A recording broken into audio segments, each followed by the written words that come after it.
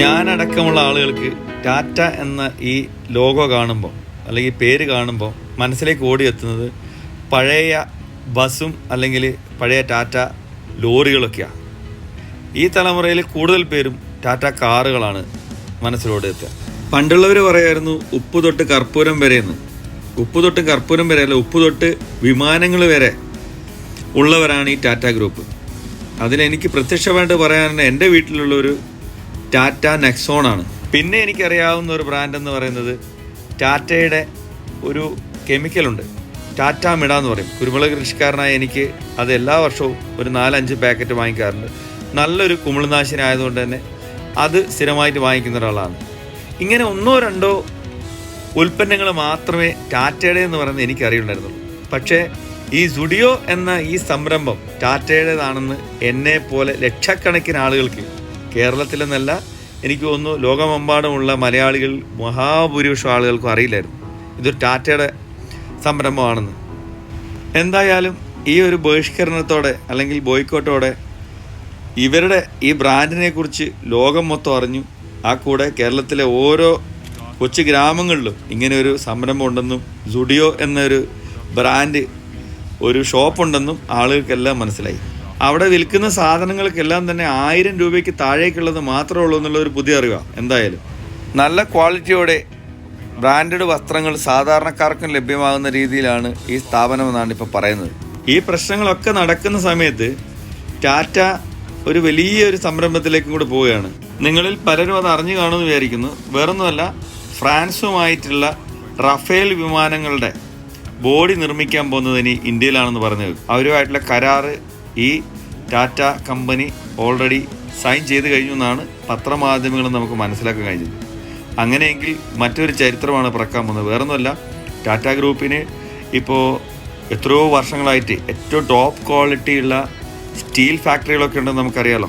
അതുപോലെ നമ്മൾ വീട്ടിൽ ഉപയോഗിക്കുന്ന പല ഐറ്റംസും, തൂമ്പ മുതൽ വിക്കാസ് മുതൽ കൂന്താലി മുതൽ എല്ലാം ടാറ്റയുടെ ഉൽപ്പന്നങ്ങളുണ്ടെന്നുള്ളത് ഇപ്പോൾ ഈ അടുത്ത ദിവസങ്ങളിൽ ഈ വിവാദം ഉണ്ടായതിനു ശേഷമാണ് മനസ്സിലാകുന്നത്.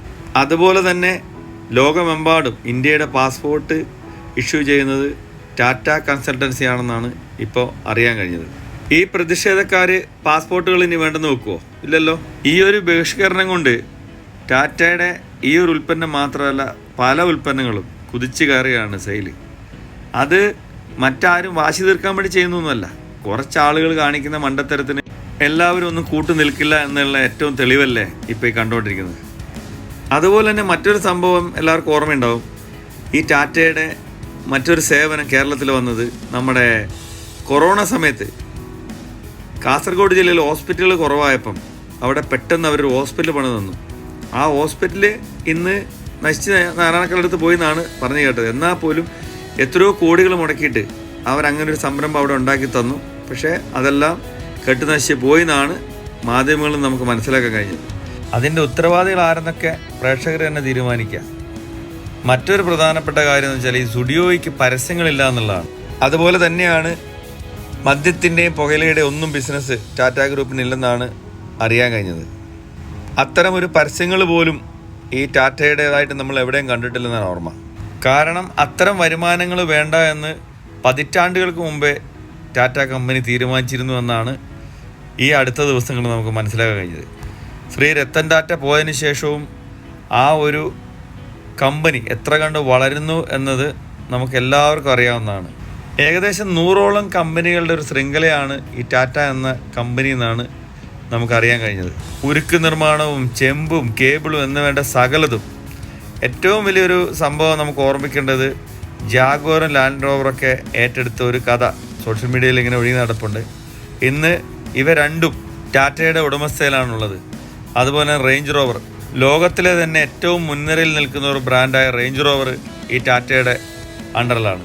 അതിലേറ്റവും അടുത്ത ദിവസം നടന്ന ഒരു സംഭവം നിങ്ങളെല്ലാവരും പരസ്യത്തിൽ കണ്ടിട്ടുണ്ടാവും. ഇതൊരു പരസ്യമല്ല, എലിഫൻറ്റ് റോക്ക് എന്നറിയപ്പെടുന്ന കേരളത്തിലെ ഏറ്റവും വലിയൊരു പാറ, ആ പാറയുടെ മുകളിലേക്ക് ഈ ടാറ്റയുടെ ഹാരിയർ EV ഓടിച്ച് കയറ്റിയ ഒരു മലയാളിയെക്കുറിച്ച് നിങ്ങൾ കേട്ടിട്ടുണ്ടാവും. സ്വന്തം ജീവൻ പണയം വെച്ച് ആ മനുഷ്യൻ അത് ഓടിച്ച് കയറ്റുമ്പോൾ ആ വാഹനത്തിലുള്ളൊരു വിശ്വാസം ഉണ്ടല്ലോ, അത് നമുക്ക് പറയാതിരിക്കാൻ കഴിയില്ല.